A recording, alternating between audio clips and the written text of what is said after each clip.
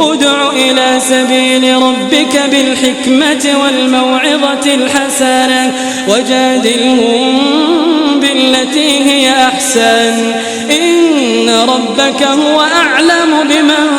ضل عن سبيله وهو أعلم بالمهتدين وإن عاقبتم فعاقبوا بمثل ما عوقبتم به ولئن صبرتم لهو خير للصابرين واصبر وما صبرك إلا بالله ولا تحزن عليهم ولا تك في ضيق